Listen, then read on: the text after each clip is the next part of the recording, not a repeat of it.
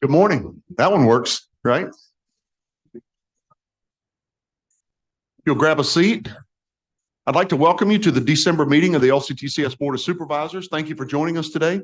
Before we begin, I'd like to remind you that the board meeting is being live streamed. And with that, I'll turn to Chair Mount to call the meeting to order.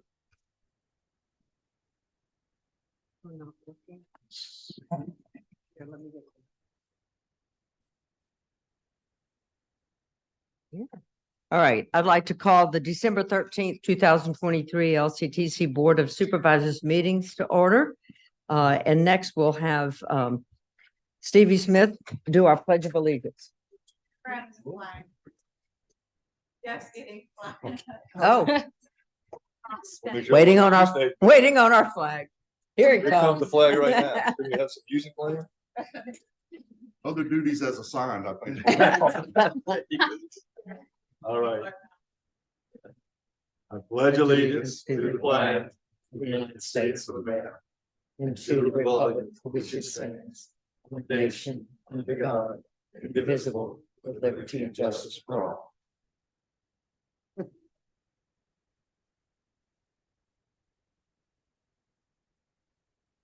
Next, we'll have Erica Poole call to establish a quorum, please. Yes, ma'am.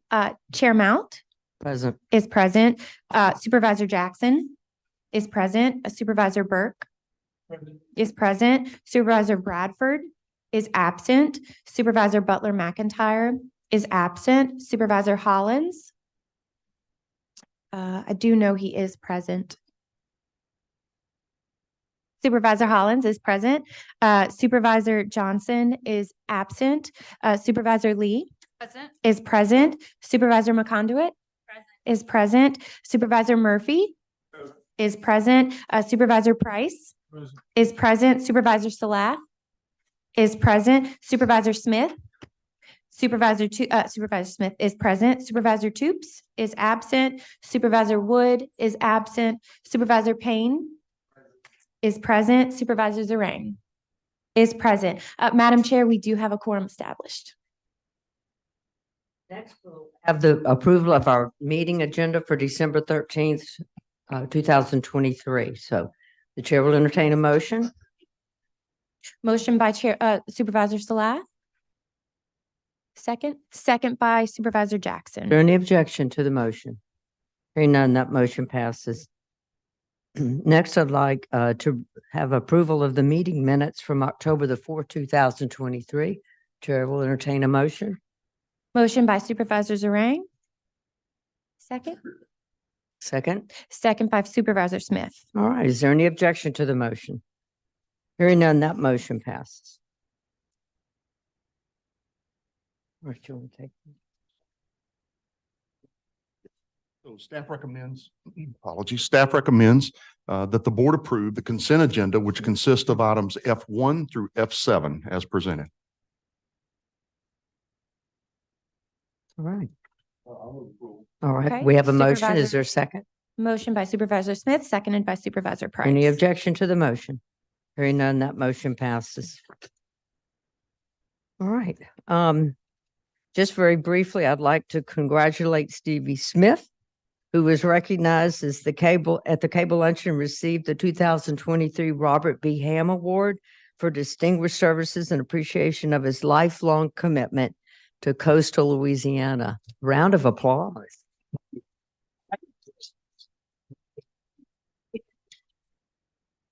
Would you like to make any comments? No, people hear me talk enough already. Well, we're just very proud of you, and it truly, you have constantly been out there and for years and years, and he's just 21 years old to boot, but he's doing a great job. What are you doing? What are you doing getting on board for lifelong service when you're 21? I don't understand that. Is anybody noticed? You ever been on a bus trip to Fouchon with us? Who's done that? Anybody been on us? Y'all been to that? So don't tell anybody else about it. Okay. Very good. Thank you, Supervisor Smith.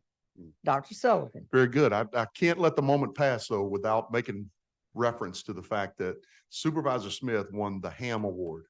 Right? You guys just let that sink in for a second. I know it's a major award. It's great, but this is the ham of the board, right? So Supervisor very appropriately named.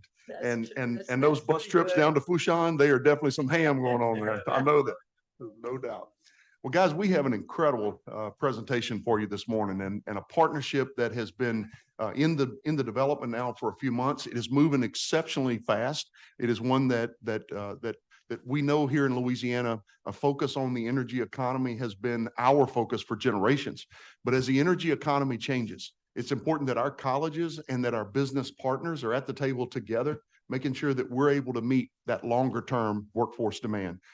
Today, I'd like to invite to the table Chancellor Quentin Taylor, along with some very special guests that he has with us today, Representative Ken Brass, Representative Tony Bakla, my representative, sir. Thank you very much for your service.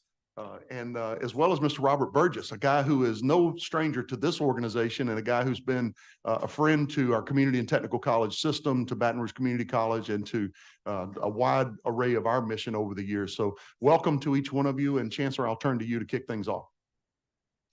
Welcome, Madam Superintendent. Apologies.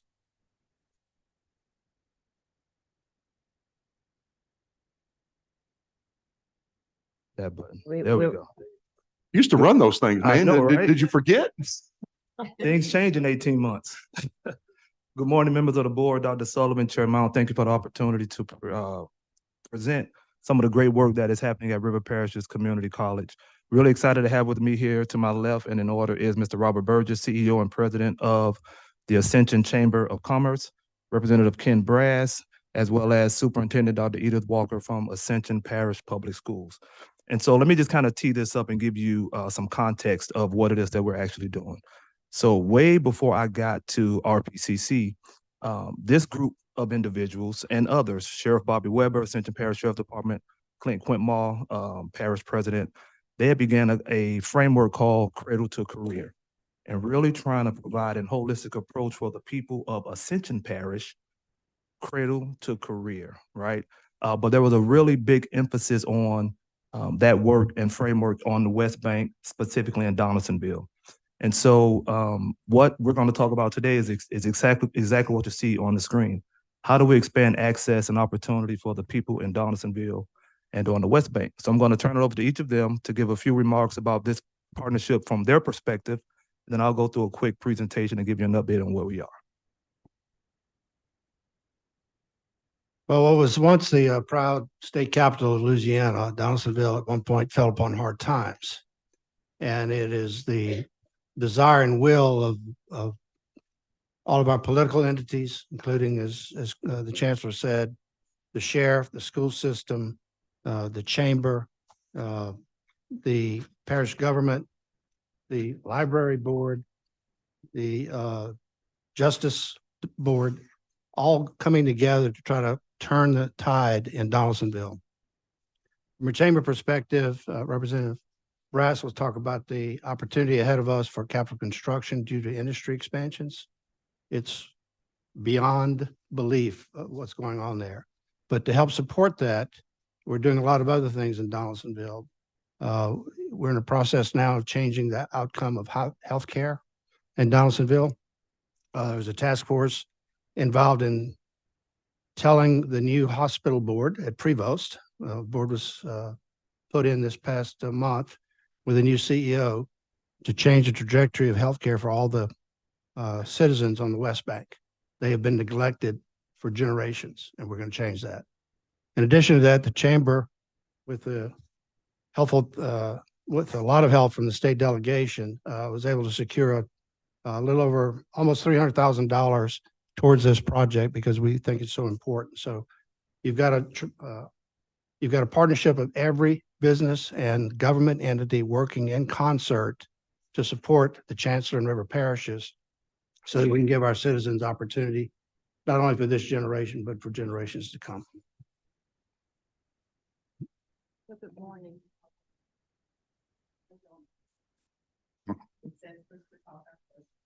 Let's have a teacher voice. Right.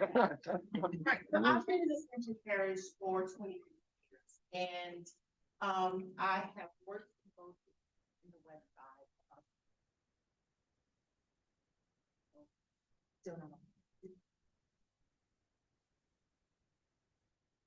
I've worked a in both shortage. the east side and the west side of our school district. And so, on the east side of our school district, we very affluent and very high performing. Out of 4 of our schools are failing. We've done a lot of work within those schools to ensure that we are making sure that every student has every opportunity to be successful. But what we don't control is what happens before they get to us and what happens after they leave. And so this partnership is going to address both of those things. So we're going to work really hard in making sure that we are expanding that early childcare, right? And so early access to literacy and mathematics. We're going to partner with the Donaldsonville community to make sure that the first time a child is introduced to academics is not when they are 3 years old and they enter Head Start. Because if you do that, they're already 3 to 4 years behind before they enter our building. The second part is what happens when they leave. So 2 things I worry about as a superintendent. Number 1, what is available to our students? Do they know that? So when they are in the 9th and 10th and 11th grade, are they being introduced to the types of careers that they are ready to engage in when they walk out of our building? And then the second part is, do they have access to train for those careers? And so we are watching programs continue to develop on the east side of our district, but this partnership with RPCC is going to provide that access on the west side, and not just to the students, but to our entire community. So I'm excited about the possibilities. If we want our students to be trained to either go to a 4-year college or to go into the workforce, we have to make sure that those opportunities are there for them. So I'm very excited. I think Chancellor Taylor is doing a magnificent job leading RPCC and challenging us to make sure that we are doing everything to meet the needs of every student, not just one population of students. Good morning, everyone. It's definitely an honor, a blessing, and a privilege for me to have a few words to come before you this morning to say a few words in support of our chancellor and the Donaldsonville High School project.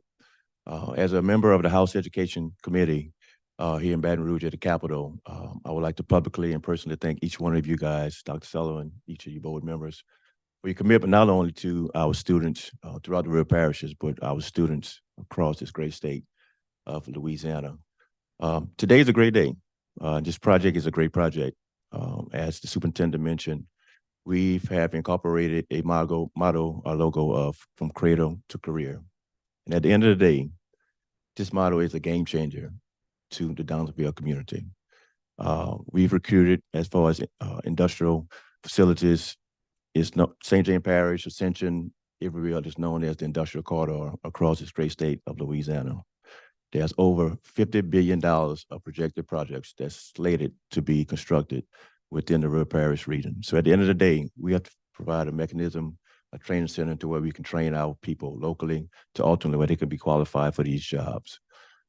This project will not only entice or impact the West Bank of Ascension, but I truly believe it's going to have an awesome impact on West Bank residents from St. James, St. John, Ascension, Assumption, and Iberville Parish.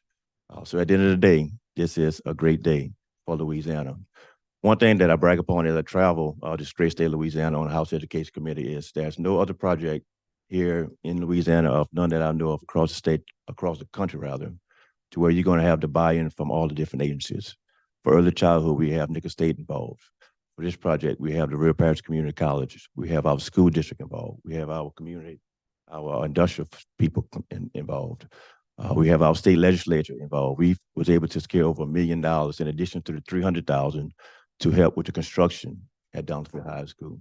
So we have all bought in. So we're just asking you guys to continue to buy in, to continue to provide resources, and to continue to support our community.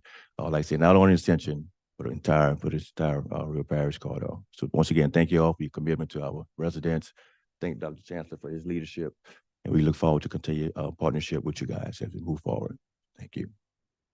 Thank you, Representative. Thank you, Superintendent, and thank you, Robert.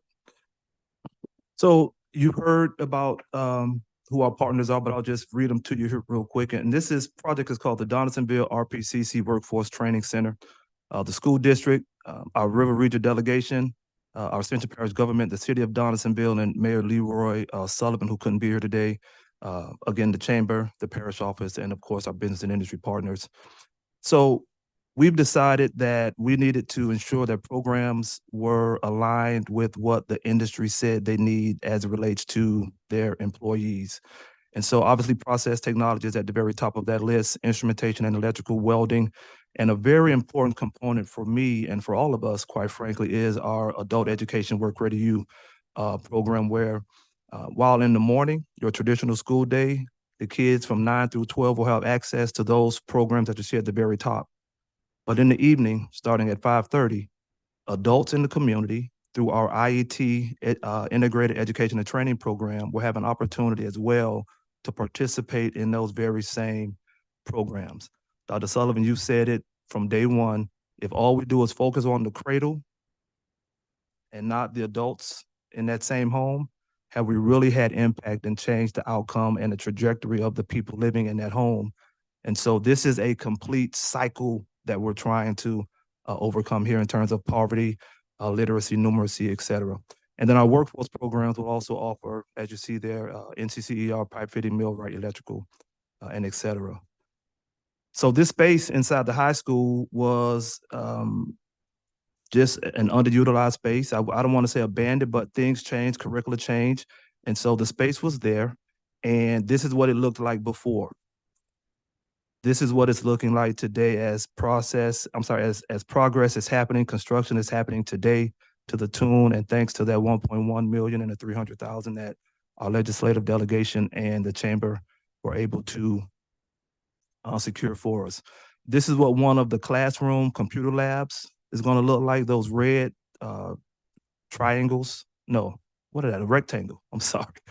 The red rectangles that you see are computer desk. And then those are the seats there in classroom space, et cetera. So that's where our adult education and the lecture for the various programming will happen. This is a 3D rendering or view of what it will look like. So this image to your right is the welding lab where you see those welding booths. Next to that is going to be an I&E lab. Next to that is classroom space. I'm sorry, welding lab, classroom space, I&E lab, and then classroom space. This is what it will look like in the end. What you see here is work that Domain Architecture, the company that is doing this project, this is what they did at CTEC, I think it might be called. Chancellor Smith is right behind CTEC, okay. Right behind the BRCC Automotive Training Center. They did that project. And so this is what our project will look like when it's all said and done. Really, really excited about this. It's one thing to do it for industry because they need it, but it's a totally different thing when you do it for the people and you look into the eyes of those students, as we all do so often when we're on the West Bank, and their parents, and just the opportunity that they deserve because somebody gave me an opportunity. And had it not been for that opportunity, I would not be here today. And I suspect many of us in this room would not be here today if someone had not stepped out and done something different and challenged the status quo. So very excited. This is our timeline. What a lot of folks don't know is that we're currently offering today the first 2 P-Tech courses on campus. So every Tuesday and Thursday, 7:30 to 10:30, Jay Grove goes to Donaldsonville High School and he teaches the very 2 first lecture classes or courses in our P-Tech program. The goal now is those students will now easily transition next fall into the next process of the program. Really excited.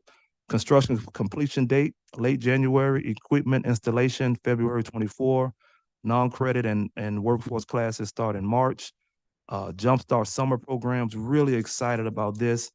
Misty Slater, who's new to RPCC, is working with the district, and Rhonda Matthews to really provide opportunities during the summer so we orient these kids before they just walk in the door in 9th grade. Really, really excited. And I hope that we're able to tie some stipends to that so we can incentivize these young folks to want to be a part of that program. And then our credit, I&E, and welding and P-Tech programs in full start fall of 24. Really excited, happy to take any questions, but thank you for the opportunity, Dr. Sullivan and Chair Mount, to share this work with you. I just can't let the moment pass without just pointing out, I can't think of a partner you left out. Parish government, right? Everybody is at the table. Everybody bought in. I have had that experience of going to Donaldsonville High School. And frankly, I think it's a good thing that my kids had to go there and take the ACT because they had to ask the question, why does my high school look different? And the effort that you are putting forward is to change that. And I very much am excited about it. One question that I have is just the sustainability, the long-term sustainability of the operation. I know that has been a focal point for you, Chancellor, for some time now. We don't know what the financial future looks like, but I can tell you this, if we don't educate this group, we do know what the future looks like. So do you kind of have a sense of what the future looks like financially with this location? Yes, so we believe that we are on track to secure funding for the next 5 years. Right now, the goal is that once this program is up and running, that it becomes self-sustainable based on SCH and enrollment. Right. I know that our delegation, they are going to be looking at ways to try to have an appropriation going down the road. Don't know if that's feasible or not. And then there are some other grants and things that we're hopeful that we'll receive as well. Now, I will say this, and I forgot to mention that the system office and Dr. Sullivan did make a commitment to help us through some system office funding as well. So in short, we believe we have funding for the next 5 years. That's in the bank. Feel really confident about that. After that, our hope is that SCH and enrollment would have increased to a point that it becomes self-sustaining.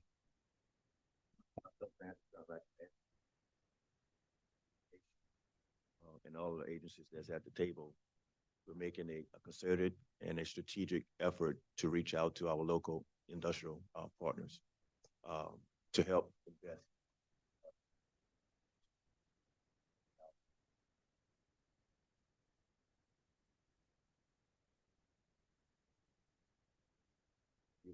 Out to our industrial facility investors to kind of help support this initiative. We also have our Congressman Carter on board. He's actually going to do a tour of the facility scheduled in late January to see if there's any federal fund that we can help offset the occurring funding. So as Dr. Sullivan mentioned, this is the only project I know that has all these different agencies that's involved, from federal to state to local government, along with our higher ed system. So once again, we thank you guys for your commitment. So, good stuff. I have Superintendent McConaughey?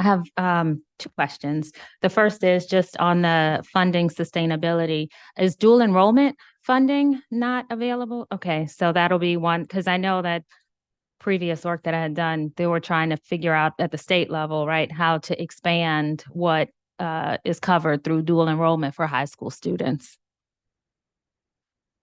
That's where students do not follow that, right? We make the commitment from Ascension Parish that any student who wants to participate in this program, that we will fund that for them. And we have done that previously at other schools, whether it's AP, dual enrollment, any sort of technical training that our students need, we make the commitment to make sure those students have what they need. Got it. Okay, great. Thank you. Yes. The second is you mentioned from 9th grade. So our students, I appreciate the exposure and the point you made in terms of making sure that they are aware of the range of opportunities available. Is it going to be that it is built in to the schedule, or do students have to opt in and parents have to opt in to take these courses? They have to opt in to take these Okay. courses because any dual enrollment course ends up on a student's transcript. Mhm. So we want to make sure that every parent is aware of how that can affect their students long term. So we will make it available in the sense that we hold open houses, right, for all of our parents, anyone who's interested in any program within our school system. And then we have individual conversations with them so that they can enroll their students. But there's going to be a lot of encouragement to make sure that we keep the number of students up in Donaldsonville and make sure that they have access to these opportunities. And they can start from 9th grade? So not for us. So Okay. there are some school districts that will start that dual enrollment process in the 9th grade. For us, it is 11th Okay, grade. that's what I was thinking. Yes, ma'am, absolutely. Okay, and for some of the certifications, I know that there is an age piece to Right. it, right? So, most times they have to be 16. yeah, okay, Before they can engage in this work. got it. So, Yeah. Yes, ma'am. And so if I may real quick, to the point of awareness, Supervisor McConaughey, we're in the midst of, again, partnering with the school district, and we're doing, we're adopting feeder patterns, right? And so it's not just go and have a pizza party. right? It is really going out and having intensive conversations with students, age and grade appropriate, about the myriad of opportunities that exist, because just because you work at BASF doesn't mean you can only be an operator, right? They have back of the house operations, business ops, human resources, IT, marketing, on and on.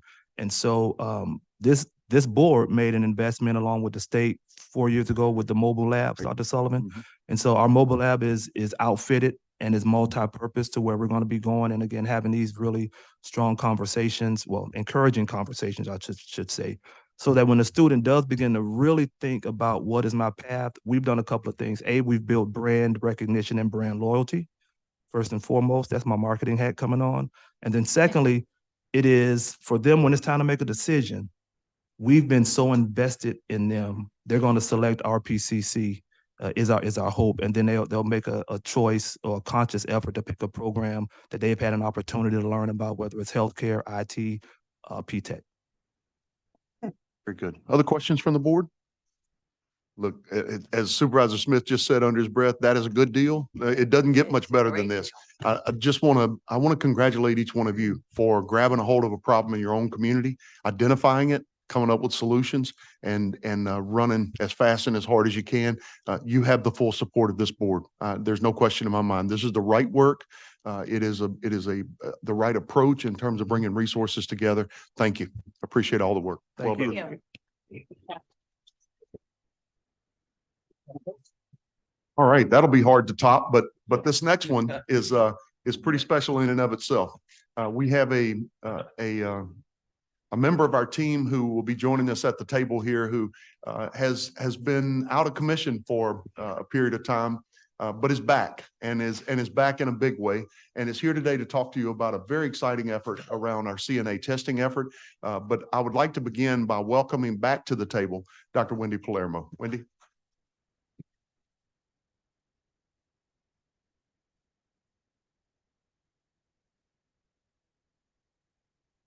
Good morning, President Sullivan, Chair Mount, members of the board. It is so good to be seen. Good to see you, but it's good to be seen. And those of you who are not aware, I underwent a small awake craniotomy. If you've not heard of that, please look that up. I was awake, and I'm going to pull a Dr. Sullivan on you and tell you a story that was a first. While I was awake during surgery, they asked me a question about what do you do for a living? And I answered, how soon can I go back to work? And they said, that tells you everything you need to know about Wendy Palermo. So back to work. Thank you, Dr. Sullivan. Back to work. One of the initiatives that we started was to problem solve something that we saw around the state.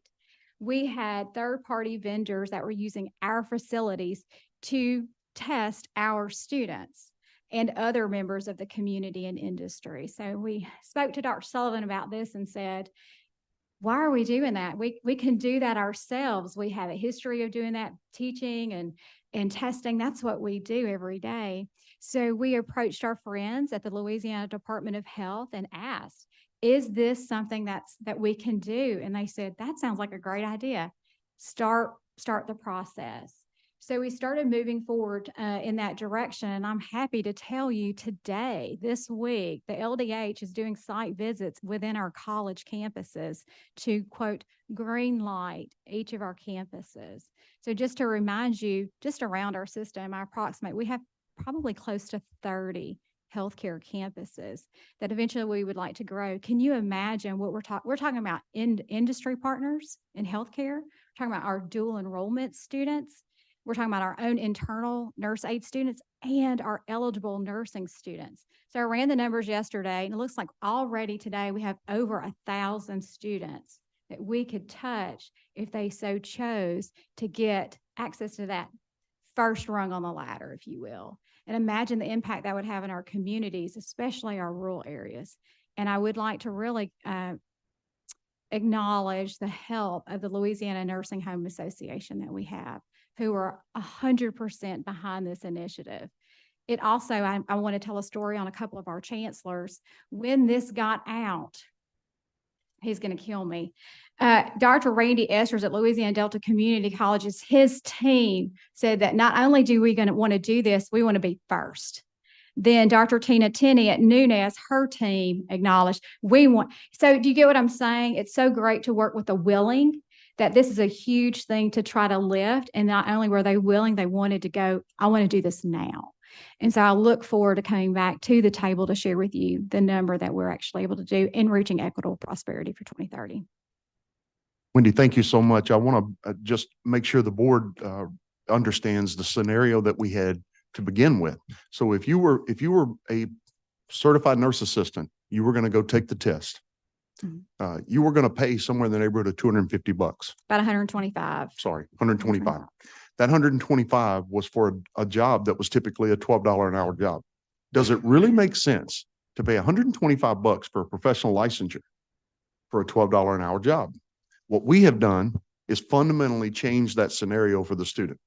The student is not paying $125 anymore. Instead, what we're able to do is provide that service locally so that that student's not having to drive all over the state. It is an incredible advancement. And our friends at the Department of Health are looking around now asking the question, where can we do more? That to me is the most exciting part of this. So once again, Wendy and the team of nursing deans have just done incredible work. We look forward to being able to expand this kind of opportunity as we look at more professional licensure. Absolutely. Great job. Thank you. Thank you. All right, let's jump to college updates if we can. Starting at Bossier Parish Community College, where the foundation has established the first endowed scholarship dedicated to students attending the Bossier Parish Community College Natchitoches campus. That is the UT campus. Is that correct there, Chancellor? I will have to note that Chancellor Bateman has on his University of Texas tie today.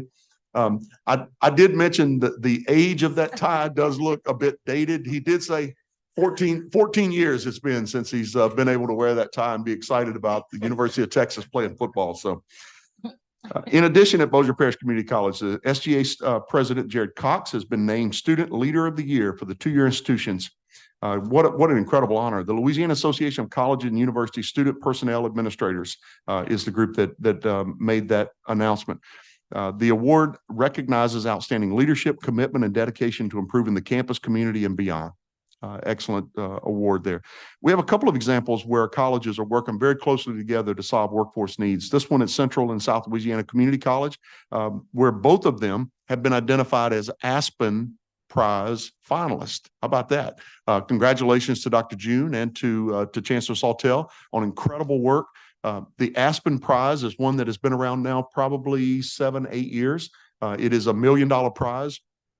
One of the things that we have been concerned about in the early phases was it really did not have as much of a connection back to prosperity and to the economic development aspect that we believe is so important to the mission. As we begin to see more of our colleges included here, the adjustments in the data in the back end are very clear that the people at Aspen are aimed at exactly the same effort that we are. So congratulations to both of these institutions. Lots of work to be done in the application process, but we're certainly proud of the work you're doing. I'm sorry? Went out last night. That's why Dr. June has his toothpicks holding his eyes open, right? Because it was quite a submission, as I understand. All right, let's jump down if we can to Delgado, where we had commencement yesterday, 1,426 graduates yesterday. And as I always share with you guys, one of my favorite aspects of commencement is watching the shoes go across the stage. As you guys remember, that's about 1,426 pairs of shoes that are always interesting at commencement time. And the caps, don't forget the caps, right? Yes. I was there and I spoke. It was amazing. Yes. So, and they just had an incredible keynote speaker. So kudos to Who was the speaker? Chancellor. He is the CEO. He just bought the Fuddruckers franchise. Oh, great. What is Michael? We'll get it. That's great. Good stuff.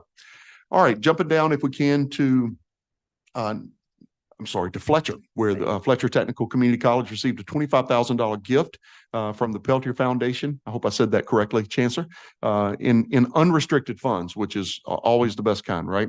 Then secondly, at Fletcher was also recognized as one of the 10 finalists for the Bellwether Award, which is a national group that identifies key efforts that are ongoing within community colleges. Congratulations to Chancellor Strickland and the team at Fletcher. All right. In addition, we also have a great grant opportunity at Nunez as well as at Northwest. Now, think about that. You probably couldn't find two colleges that are further apart in Louisiana than those two, but yet we have two individuals working together on a National Academics and Science Engineering Math award of $1.1 million for Northwest and Nunez to focus on energy curricula, renewable curricula, and particularly focused on the offshore elements. But I want you to think about the fact that we're now incorporating a Northwest into that with lineman-related training. It really shows the breadth and the depth of the program offerings that we have across our colleges, but it also incorporates the nation's first instrumentation program at Northwest. These are some of the things that are heritage for us as colleges that we need to make sure that we bring that along with us across time to make sure that what we built at Northwest so many years ago is able to be spread across the rest of the system. So congratulations to both of you. Also at Nunez, they held their annual giving campaign. They were 100% internal giving. Chancellor, congratulations. That is a big, big step.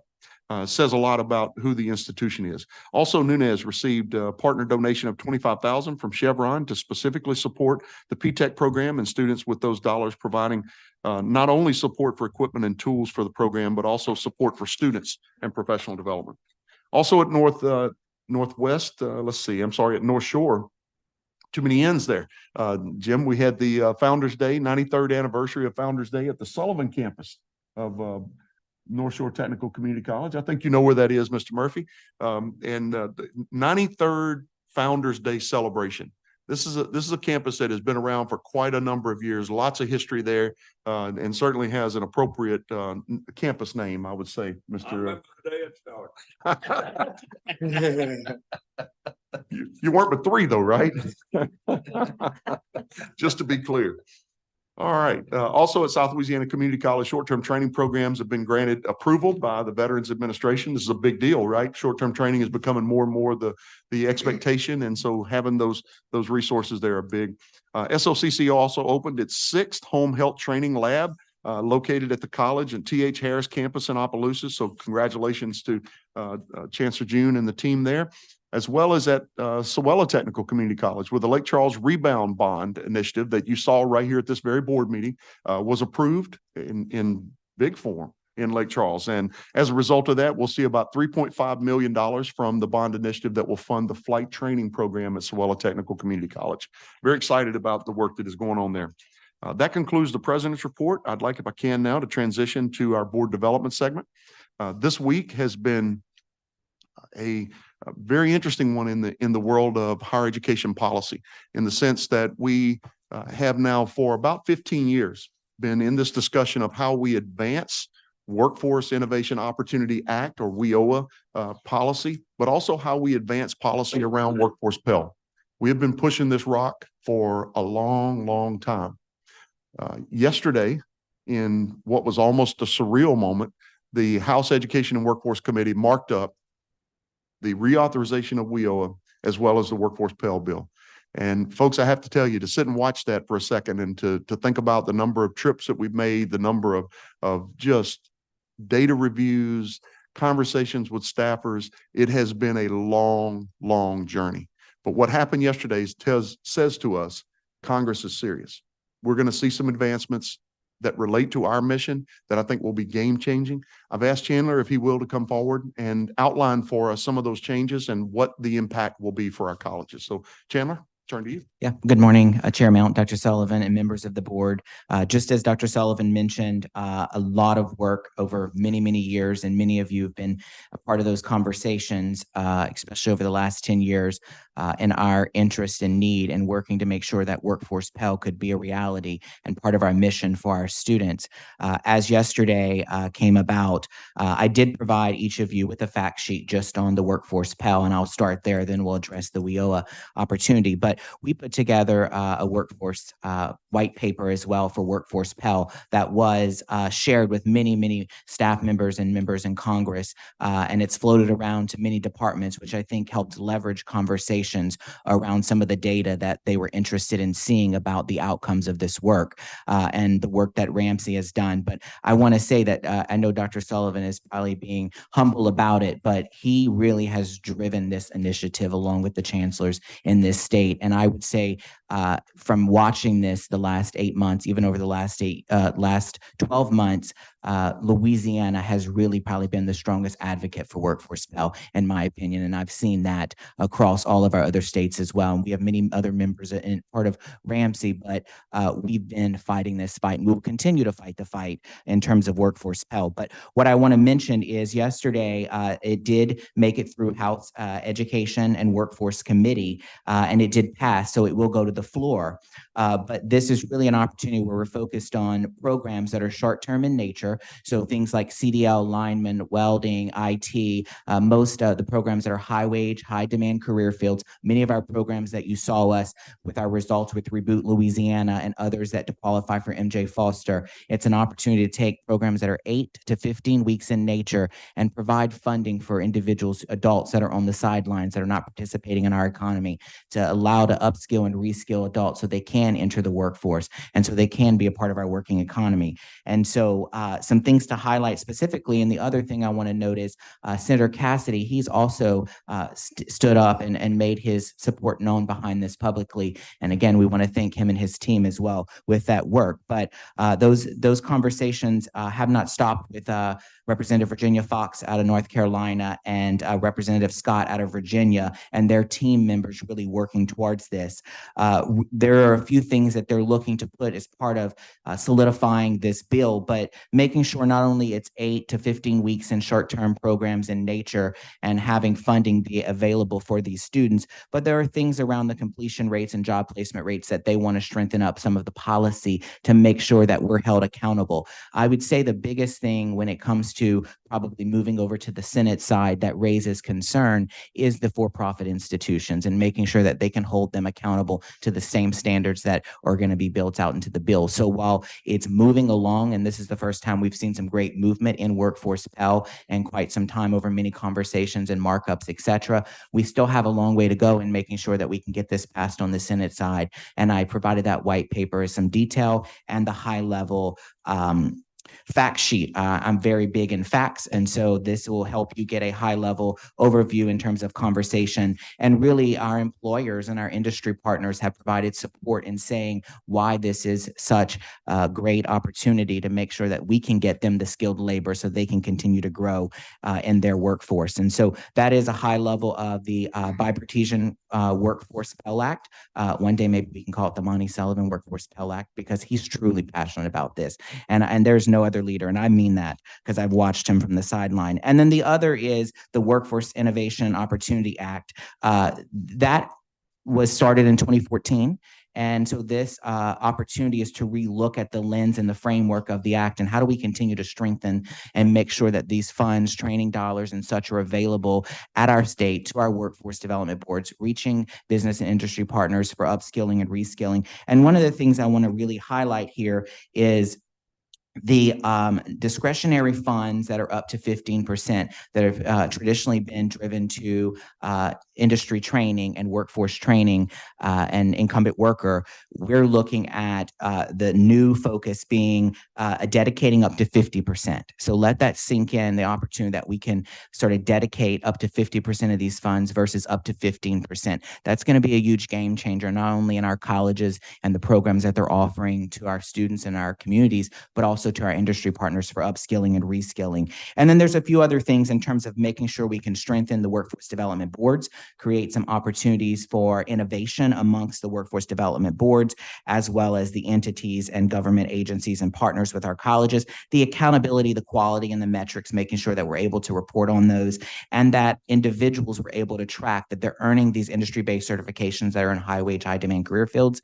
And we're tracking that through employers, an opportunity to see that they are having opportunity to gain earnings that meet the industry standards and that they have opportunity to continue to grow with our partners. And so that's the difference between the Workforce Pell and the WEO Act, but both are moving forward. Both were in House and Workforce Education Committee yesterday. Both passed, will go to the floor. And so we continue to follow that and advocate for that. And so you have fact sheets on both. You have our white paper on Workforce Pell as well. And anything that you can continue to do to support us, please do so. Chandler, thank you so much. I do want to mention that in February, we will be in Washington again for ACCT. Our hope is that the timing of the Senate side action will take place sometime around that ACCT meeting in February. Hopeful that the next time we're together, we can have an even more advanced discussion about how important Workforce Pell will be. I do want to mention one other element of workforce of the Workforce Innovation and Opportunity Act, reauthorizing WIOA. Yes. Just as a new administration comes in Louisiana, is a critical opportunity. Remember, our adult basic education funding comes from WIOA.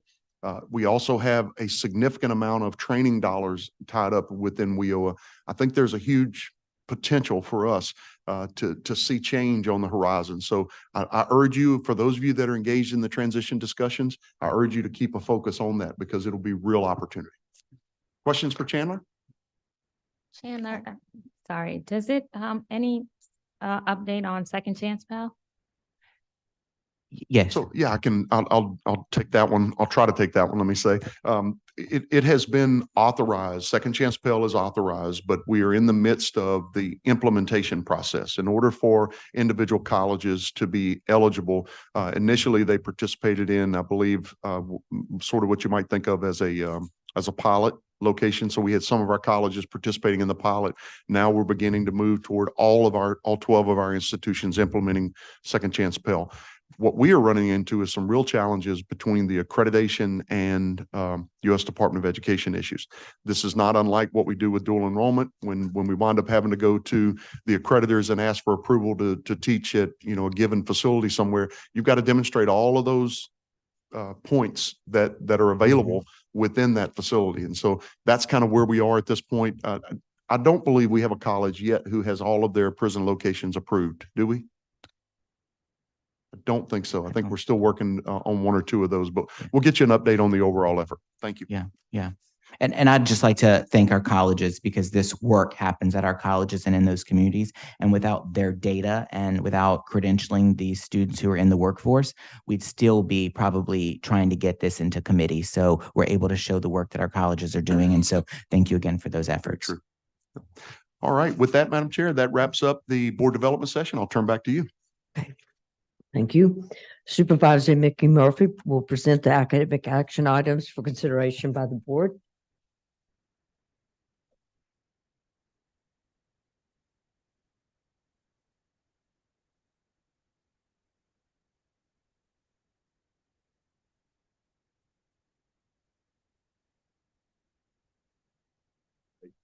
Okay, we have one item. Let's see, the first item is accreditation update. Could we get it? Could we have that? Yes, sir. So we have accreditation update. I'd like to ask Chancellor Sawtelle as well as Chancellor Spillers to join us at the table. I think each month you become accustomed to seeing these two leaders come forward and talk about the great work that they're doing at their institutions.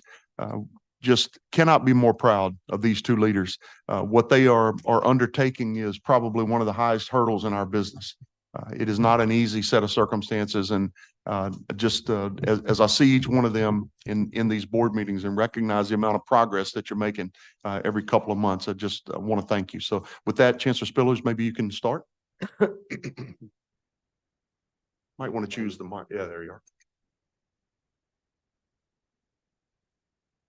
There we go. Good morning, Chairman Mount, President Sullivan, members of the board. Thank you so much for this opportunity this morning to talk about our progress. We are still on track for our January turning in our initial application updates. And we have a full scope audit that will be due to them at that time as of March 1st.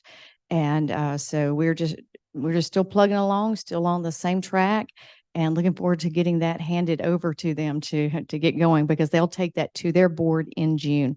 And then, of course, hopefully hear back from them soon on that. And that's where we are at this time. Chancellor Spiller, just a couple of quick points. Your audit, full scope audit, is only the second full scope audit that the college has ever walked through. The first one you did an incredible job on. This one, the speed with which we're having to conduct this one is of concern, I think, for everyone. But very much appreciate the great work that is going on by Melanie and the team on the finance side. Can you also talk a little bit about the application process? You've already made a submission to the staff. They've had a chance to review it. They provided you with some feedback. And so now you're providing by January an improved application, maybe is a way to think of it. And the likelihood is, given the fact that they provide an update, they feel fairly comfortable with the materials. I don't want to put you on the spot, but You're fine. They did. They feel very confident with what we had turned in previously. And so this is what we kind of call just doing some updating, putting some finishing touches on things that they gave us suggestions about. And so we were very excited about the feedback that they gave us. They were extremely helpful. And so we feel very confident that what we're going to turn in will be sent up to that board at that time. very good. Chancellor Sawtelle? Thank you very much, Chair Mount, members of the board, Dr. Sullivan. So good to be with y'all. Merry Christmas. Good to see everyone. Happy holidays. We do have an update. Want to share that we are in the home stretch of our recent part of the journey, and we have about 4 key dates that are very important. We continue to work. Probably only Santa's elves are working as hard as us leading up to Christmas. And our team back at CLTCC is just working every day. Cannot say enough for the support of this system office. Thank you, Dr. Sullivan. Thank you, members of the board. I want to thank Bill Tulak and Dr. Palermo for their continued help, and then colleges from all over the state who are helping us as well. So those dates, middle of January, we will have our final draft 2SAC COC for them to review. Very, very pleased with that. At the end of February, we will have our 5th full scope audit completed so that we can have them come. And then we will submit our grant our application, our final application to the members of the visiting team in early March. And then on April 8th, they will come to Central Louisiana. And then that will set up the stage for what we hope is their final visit, and hopefully the accreditation that will be given in June. So with that, I want to open to any questions, but thank you again for your support. We simply would not be here. Anytime you see a turtle on a fence post, you know it did not get there by itself. Thank y'all. Any questions? Point of reference. Because point of reference in June. So just think about this. In June, assuming all goes well, Central Louisiana Technical Community College, who is already a candidate, becomes fully accredited. Northwest Louisiana Technical Community College is authorized for a candidacy visit. So again, step by step, we're walking our way through this. To this board, thank you for your patience. Thank you for your support of these leaders. This is not an easy process. I think you could survey the country over, and you won't find many folks who have gone through this gauntlet in the way that our leaders have. So very proud of your work, and just offer up these 2 chancellors for any questions that you may have. Thank you very much. Appreciate it. Thanks for the report. Next item, revisions to LCTCS policy number 2.004, student conduct and appeal procedures. Dr. Blair, good morning. Good morning, members of the board, President Sullivan, Chair Mount. Happy holidays to all of you. So you received this policy for review and advisement in October. It is really to bring our student conduct due process in alignment with Act 464. So as such, staff recommends that the board approve the revisions to LCTCS policy 2.004, student conduct and appeal procedures.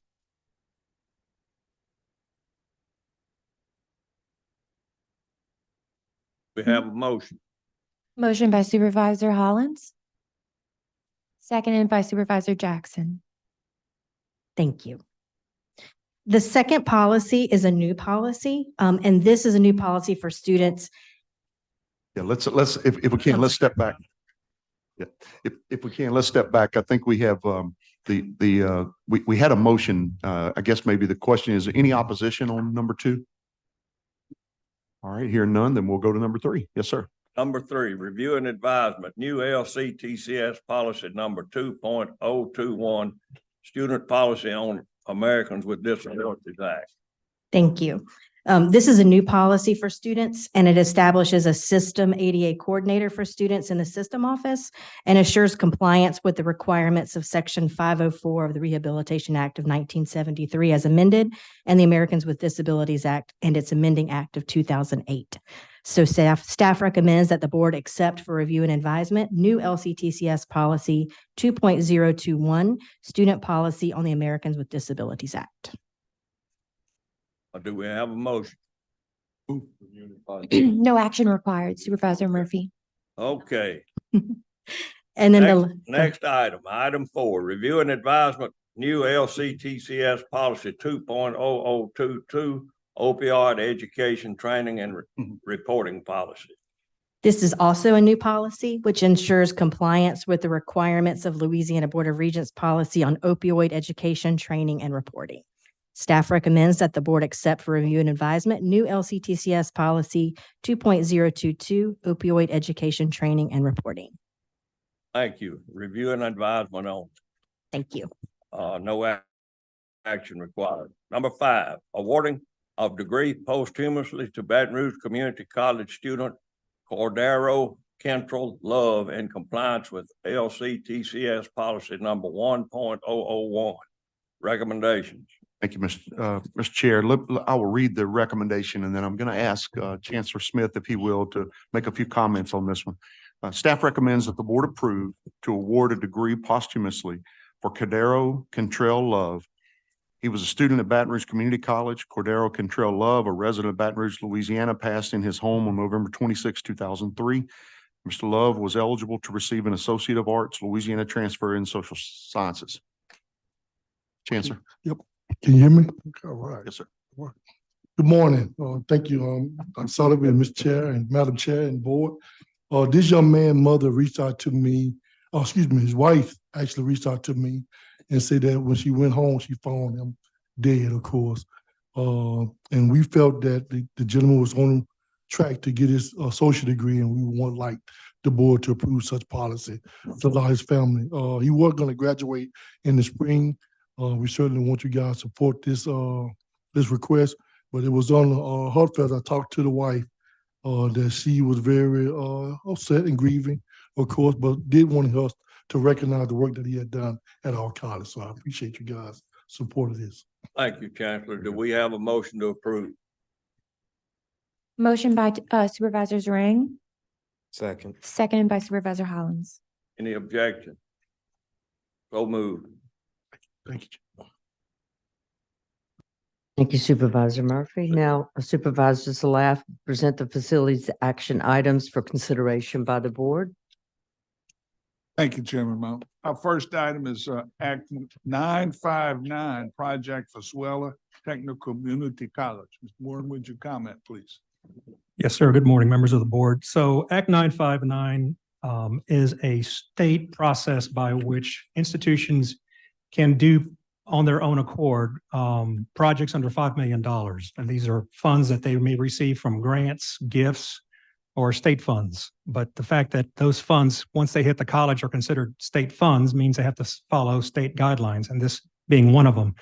As you may recall, Swella years ago received a donation for a pipeline training simulator. The foundation actually had those funds. They received those funds from the foundation into the college, which now triggers that state funding requirement consideration. And so they're going through this process called Act 959, as I just described. The project is about $1.3 million. Basically, in essence, we will act on this item. It will go to the Board of Regents for their consideration, and ultimately will be presented along with a slew of other projects by the Board of Regents to the Joint Legislative Committee on the Budget. As anything, it's a process. It takes 2 to 3 months to do, but in essence, once all those are met, then they get permission and the authority to move forward with managing this project. This is not a capital outlay project. It does not go through facility planning and control. It's managed by the institution, but to get the one requirement is you have to go through these steps to get approval. So I'll read the recommendation. Staff recommends the board authorize the system president and the chancellor of Swella Technical Community College to complete all requirements and execute all documents necessary to use the state's Act 959 process to construct a pipeline trainer project at the Lake Charles campus. Approvals from the Board of Regents, Facility Planning and Control, and the Joint Legislative Committee on the Budget are required for this process. Thank you. You've heard the recommendation. There's entertain a motion. Motion by Supervisor Price, seconded by Supervisor McConduit. Any objection? Hearing none, the motion carries. Next item is the acceptance of property donation for the benefit of South Louisiana Community College. Yes, sir. South Louisiana Community College, specifically the Abbeville campus, has been gifted some land for their benefit. This is approximately a land value of 1.3 acres, valued at $100,000. Their intent is to receive the donation and to eventually sell the properties, because the properties aren't necessarily right next to the campus. They're close, but not necessarily adjacent. But they will sell those properties and have the benefit of receiving $100,000 that they otherwise would not have. The recommendation is staff recommends that the board accept the donation of property located at the corner of North Lyman and Graceland Street in Abbeville from Martha Lewis Bush through the South Louisiana Community College Foundation for the benefit of South Louisiana Community College. This transaction must be filed with the local clerk of court and the state land office. Thank you. You've heard the recommendation. Entertain a motion for this action. Motion by Supervisor Smith, seconded by Supervisor Zarang. Any comments or objection? Motion carries. Next item, land purchase for South Louisiana Community College Lafayette campus. Yes, sir. In some cases, we give away land. In other cases, we buy land. So we have full equilibrium here going forward, the yin and the yang. In this case, South Louisiana Community College at the Lafayette campus has the opportunity to purchase 2.7 acres of land located next to the college. And as we all know, in especially urban areas where you're landlocked, when these opportunities come up, you really need to consider grabbing hold of them because they may not last. And once they're gone, they're gone. So in this case, it's 2.7 acres with a list price of $180,000, although it has not been officially appraised as of yet. That's just a rough estimate. But the college wishes to purchase this land with the approval of the board. And staff recommends the board authorize a system president and the chancellor of South Louisiana Community College to negotiate and execute all documents necessary to acquire a parcel of property adjacent to the Lafayette campus of SLCC. This transaction must be filed with the local clerk of court and the state land office. You heard the recommendation. There's any comments or entertain a motion? Motion by Supervisor Payne, seconded by Supervisor Zarang. Any objection? Hearing none, the motion carries. Thank you very much for the report. Thank you. Thank you, Supervisor Salath. Next, I'll call on Supervisor Chip Jackson to present the finance action items for consideration by the board. Thank you, Chairman. As Chair of the Finance Committee, I move to suspend the rules allowing for Finance Item I-9 to be considered for action instead of review and advisement. Can I have a motion? Motion by Supervisor Salath, seconded by Zarang. Any questions or objections? Hearing none, the motion carries. Finance Item I-9 will be considered for action.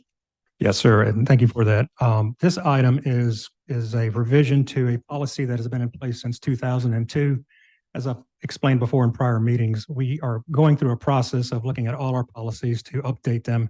And obviously, this one was done in the very early days of the LCTCS, just 3 years after its establishment in 1999, where we created a vehicle registration fee in the traditional sense of a vehicle registration. So when you had a vehicle, you paid a certain fee for a parking tag, which you hung on your mirror, rearview mirror.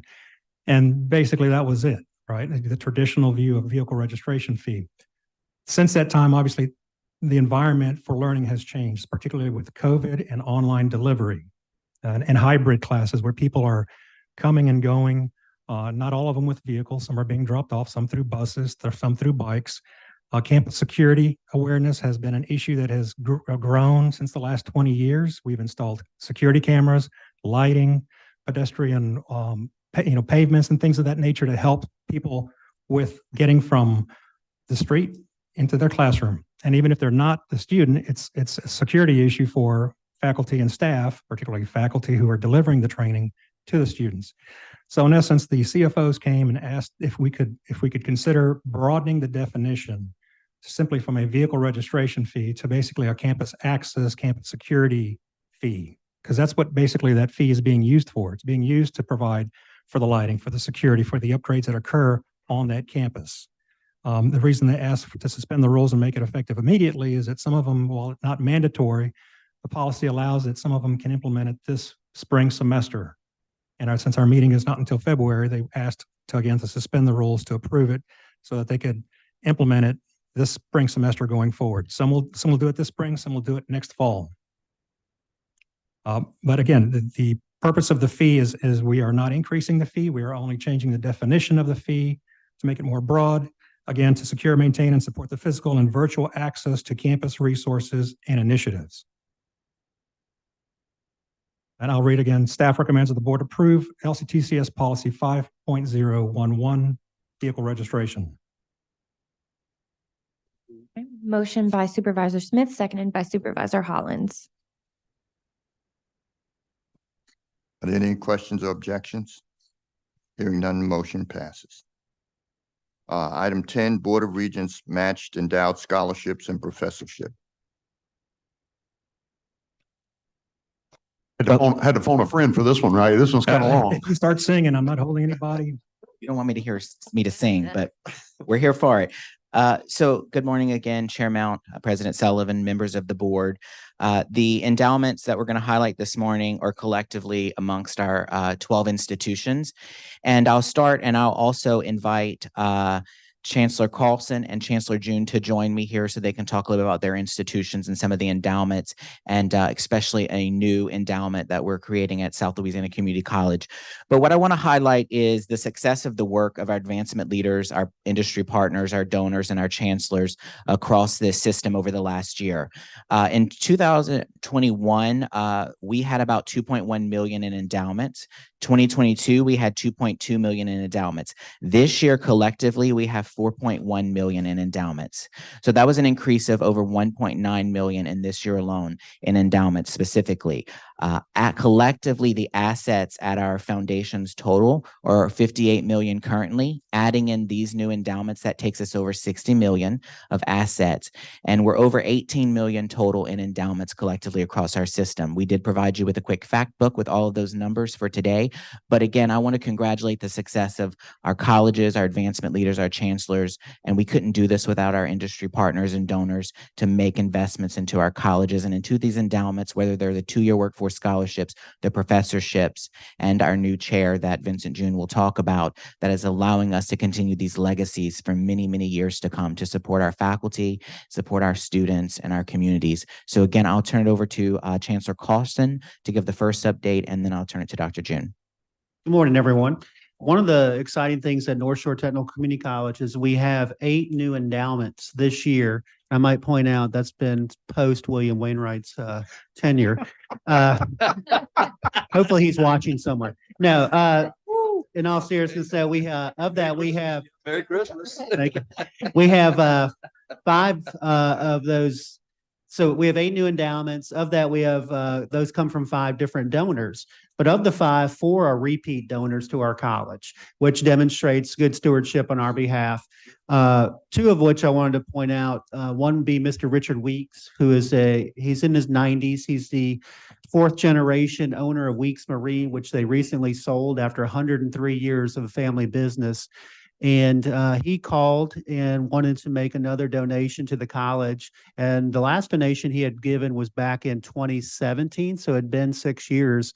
And after talking to him, we knew that his wife, Virginia, was a nurse in World War II, and he wanted to do it in her memory. So we have our first ever endowed scholarship in our brand new RN program, thanks to Mr. Weeks. The other one is the Sullivan Vocational Foundation, which Supervisor Murphy sits on, as well as the local board there, and they have done a scholarship with us in the past, and they got to see the value of the match, and they have come back and have given another $100,000 donation to the foundation. And that allows us to do new scholarships in both health sciences, nursing, as well as all of our trades that we offer for students at that campus, which just celebrated their 93rd anniversary, which is really exciting. But 8 new endowments, 5 donors, 4 repeats, and one new one, which was a local citizen, which I mentioned last board meeting, Ms. Thomason, who gave $250,000 towards teacher education as well as construction trades. All totaled, we have got $510,000 in new donations since July 1st, and we are seeking $460,000 in matching funds for a total of $970,000, which will double our foundation at the college. Jim, didn't you have a new advancement officer come aboard July 1? No, she's been here a long time. I'm kidding. I'm kidding. I'm kidding. But that's true. Chester June? Good morning. I'm looking at Supervisor Smith because I'm thinking about those pecans that he gave out last year, right? And so I had some in the freezer, and I just want you to know my mom made pecan pie for Thanksgiving. So I'm looking at you because I'm saying I'm thinking about the Sherry Shepherd show. And I'm thinking about, how they give the Oprah prizes out. So I'm hoping you're going to give out some more of those pecans this year. There's a case.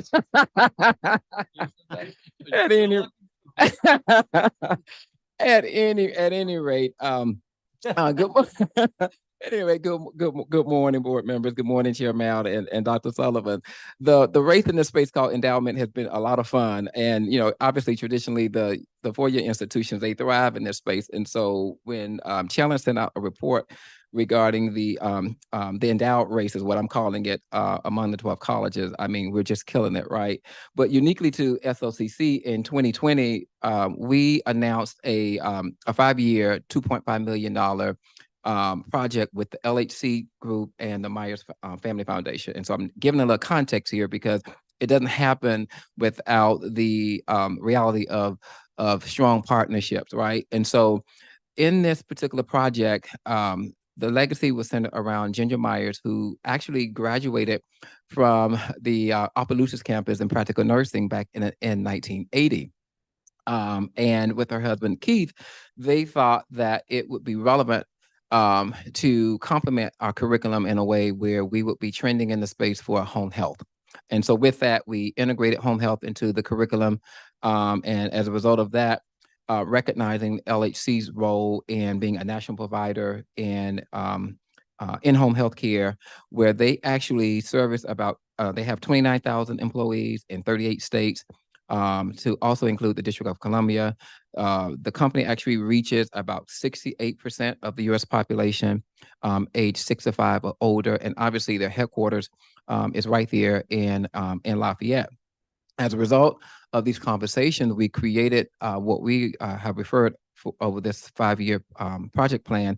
The Legacy Project was actually building, and Dr. Sullivan mentioned it, an earlier update regarding the home health training labs across the footprint of SOCC. And to date, we have had cutting ribbon ceremonies for 5 of those home health labs. The final one will be done in 2024.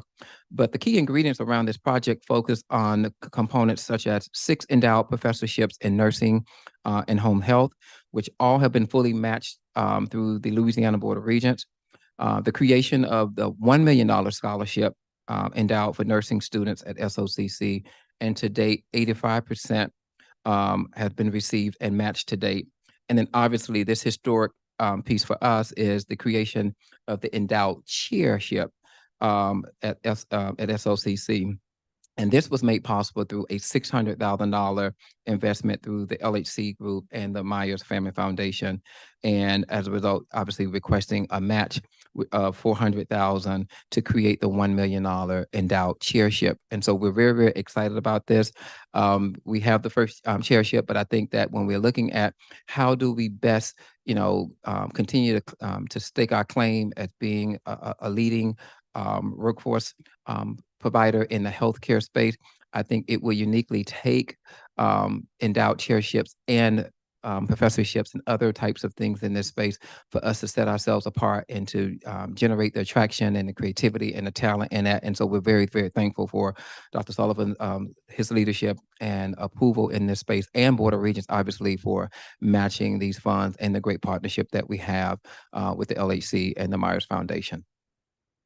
Yeah, and I'd like to make note, I know Dr. June is saying the first chair, but what he's really referring to is the first chair within our system. So SLCC is creating the first chair, but we have not had a chair in our entire Louisiana Community College technical system till now. So congratulations to SLCC team. And I can read the recommendation when ready. Sir. Well, as such, staff recommends that the board approve the endowed scholarships and professorships at Baton Rouge Community College, 6 two-year workforce endowed scholarships, Bossier Parish Community College, 4 two-year workforce endowed scholarships and 1 endowed professorship, Central Louisiana Technical Community College, 1 two-year workforce endowed scholarship and 1 endowed professorship, Delgado Community College, 2 two-year workforce endowed scholarships, Fletcher Technical Community College, 1 two-year workforce endowed scholarship, Louisiana Delta Community College, 1 two-year workforce endowed scholarship, North Shore Technical Community College, 8 two-year workforce endowed scholarships, Nunez Community College, 3 two-year workforce endowed scholarships, South Louisiana Community College, 11 two-year workforce endowed scholarships, 1 endowed chair, Suella Technical Community College, 3 two-year workforce endowed scholarship as presented. Thank you. And before I ask for a motion, I just want to congratulate all of our chancellors and your staffs. I mean, this truly demonstrates how invested our communities are in our colleges. Great work. You've heard the recommendation. Is there a motion? Motion by Supervisor Payne, seconded by Supervisor McConduit. Any questions or objections? Hearing none, the motion carries. Thank you. Item 11, authorization of naming rights at Bossier Parish Community College. Yeah, item 11, you have in front of you an authorization of naming rights at Bossier Parish Community College. First is the Petula Holden Salon for the cosmetology lab at Bossier Parish Community College Natchitoches campus. And the other is the Mike McConaughey Court at the basketball court at Bossier Parish Community College campus. Thank you. You've heard the recommendation. Is there a motion? Motion by Supervisor Zarang. Sorry. Can you read the Yep, whole I can read it. recommendation? Yep, recommendation as such, staff recommends that the board authorize the naming rights at Bossier Parish Community College, which is in accordance with the board policy 4.003, naming of LCTCS facilities, and Bossier Parish Community College's naming policy. Does he need to read it? So Petula Holden Salon, the naming of the cosmetology lab at Bossier Parish Community College Natchitoches campus as the Petula Holden Salon is proposed to recognize the outstanding contributions made by Petula Holden 1967 through 2023. And then the Mike McConaughey Court, the naming of the basketball court at Bossier Parish Community College Bossier campus as Mike McConaughey Court is proposed to recognize the outstanding contributions made by John Michael McConaughey, the winning college basketball coach in Louisiana history.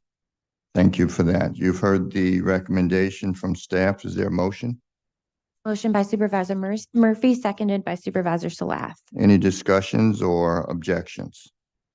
Hearing none, the motion passes.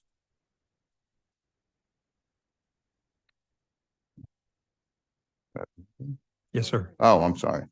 Item 12, foundation reimbursements to or on behalf of employees. Correct. Yes, sir. This is a policy that's been in place for some time, I believe since 2012. Basically recognizing that there is a relationship between foundations and their colleges that may at some point in time extend to their employees.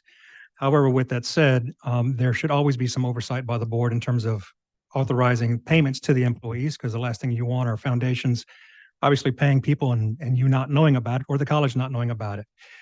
I will say this, in this case, we have many employees who are receiving payments from the foundation, but they're payments for reimbursements for things that they already upfronted themselves cash-wise. So it's not like they are getting any type of income. The actual board item itself, you'll see nefarious and strange things like cleaning supplies, right? There obviously had to have been a need for somebody to rush out and get cleaning supplies for an event at the college. They couldn't wait for the usual purchasing process that would take place, so they had to spend money out of pocket to do that. Unfortunately, the only way to get reimbursed really for the most part is usually through the foundation, since the state has these purchasing procurement restrictions and guidelines that have to be followed and so forth. So in essence, the list is pretty straightforward in terms of travel reimbursements, supply reimbursements, and so forth to these employees. Staff recommends that the board approve the foundation reimbursements presented as required by board policy 5.029, support of system and college endeavors, and board policy 5.017, LCTCS policy on foundations. Thank you, Joe. You've heard the recommendation from staff. Is there a excuse me, is there a motion? Motion by Supervisor Zarang. Can I get a Uh, second? Joe, I have a question. Does this mean that these people can't get reimbursed until this board acts, or? Technically, yes. They're not supposed to get reimbursed by the foundation until the board act. That's what the policy reads. Because I see people on here since July. So. Yes, but I would say though that people did get reimbursed, obviously, because you don't want them out of pocket. Some of these amounts are $7,000 or above. That's a large amount. Yeah, the one area that we have had some discussion around, and we certainly can come back to this board, is the question of whether the $1,000 threshold is the appropriate amount. And perhaps given inflation and the other kinds of issues that we're dealing with, the $1,000 amount might need to be revisited. But for right now, this is policy, and let's act on it. And I would, Dr. Sullivan, I would even further recommend that not only the amount be necessarily revised, but the intended use. I mean, somebody getting reimbursed for supplies, that's not what this was intended for. This really was intended for if people were getting some type of stipend or some sort. That was really the intent of this policy, not supply reimbursement, travel reimbursement. Might be good to revisit this. Again, any questions or objections? Hearing none, the motion. Supervisor Jackson. We need a second. Yeah, we didn't get a second. We need a second. Oh, we did not. Second by Supervisor Burke. Thank you. Thank you, Katie. Any questions or objections?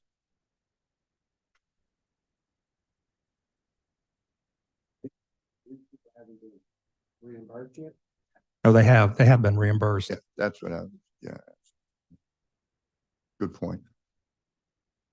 Any objections? Hearing none, the motion passes.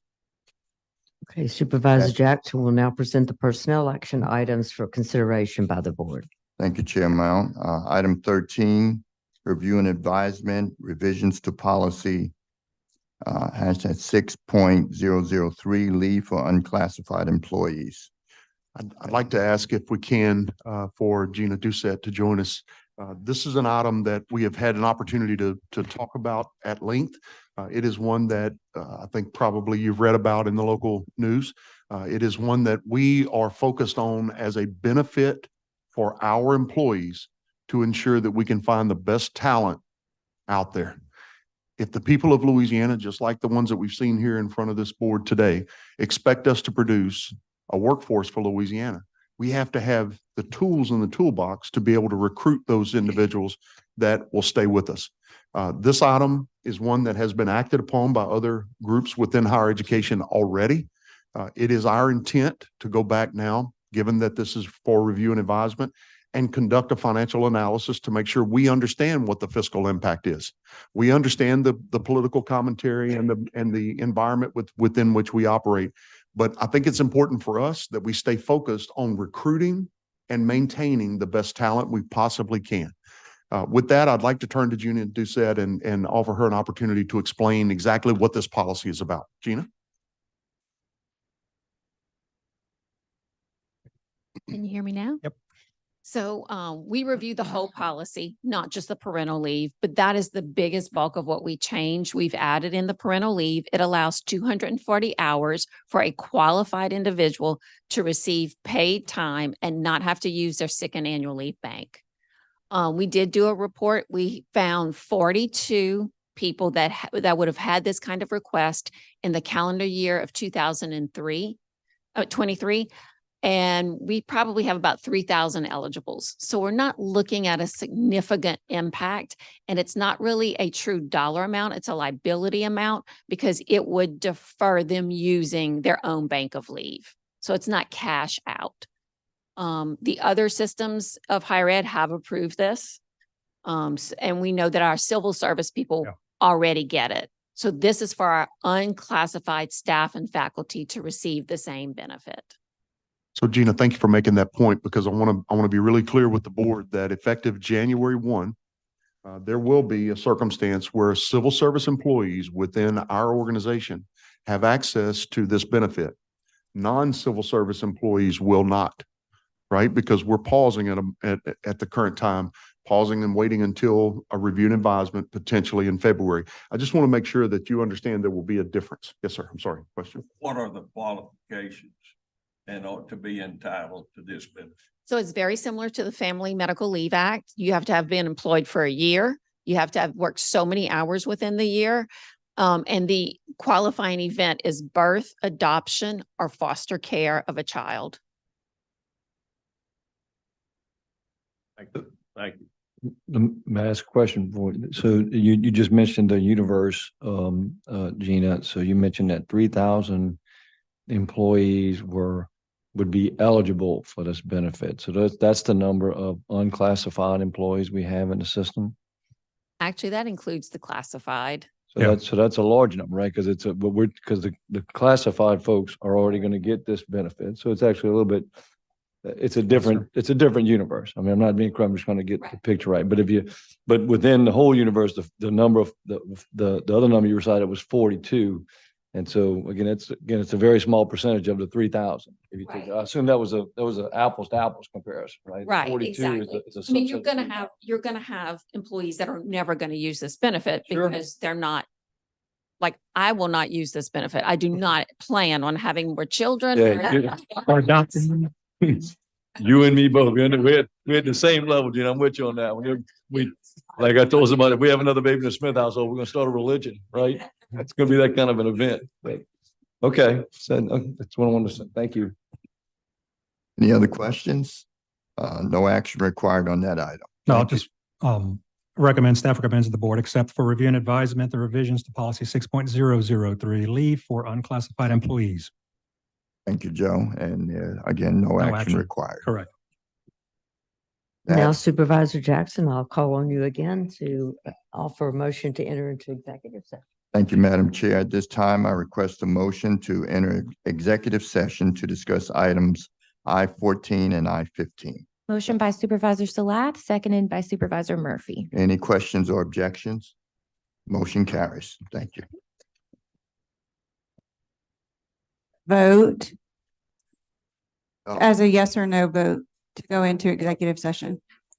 I know. Yeah, we're moving. Okay, can you hear me? Chair Mount, Yes. Supervisor Jackson, Yes. Supervisor Burke. Yes, Supervisor Hollins. Yes, Supervisor Lee. Yes, Supervisor McConduit. Yes, Supervisor Murphy. Yes, Supervisor Price. Yes, Supervisor Salat. Yes, Supervisor Smith. Yes. Yes, Supervisor Payne. Yes. Yes, Supervisor Zarang. Yes, Madam Chair, we have a roll call vote completed. Oh, thank you.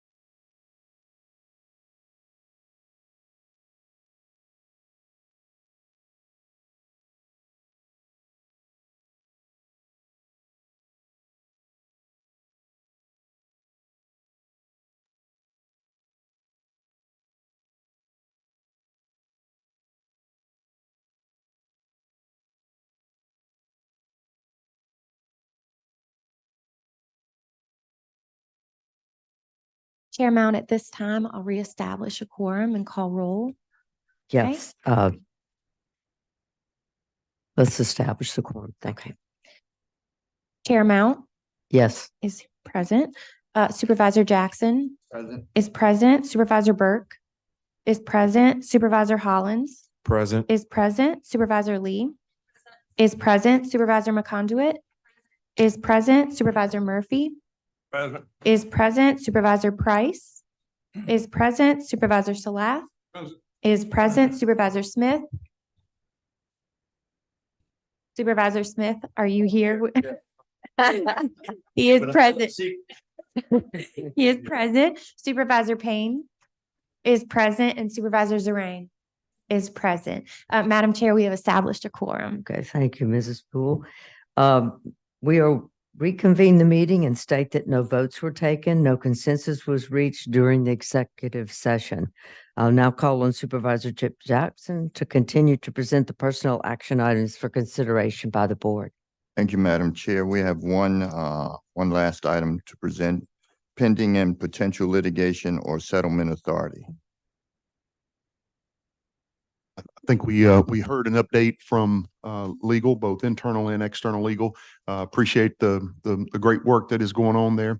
No decisions were made, and just simply an update provided to the board. Madam Chair, that concludes the Personnel Committee. Thank you, Supervisor Jackson. I'd like to make note of the updates and encourage the board members to review the information provided here, listed on your printed agenda, and ask if there's any other additional business to come before the board. Is there any public comment? Not at this time, Chair Mount. I think we might have a question. Katie, are we good?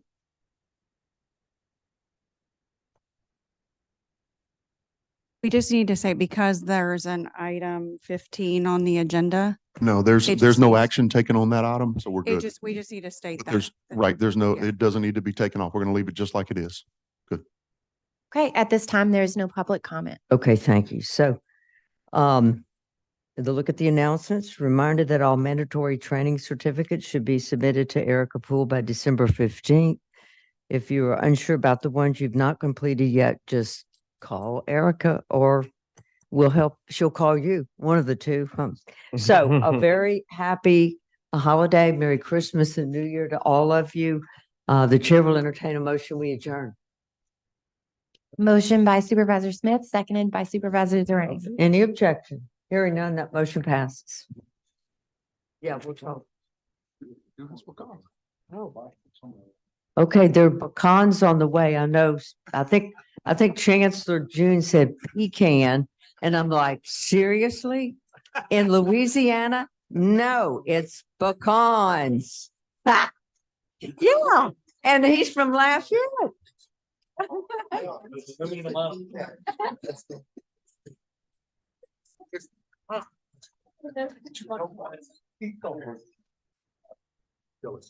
Oh, how nice. Thank you. I was gonna ask.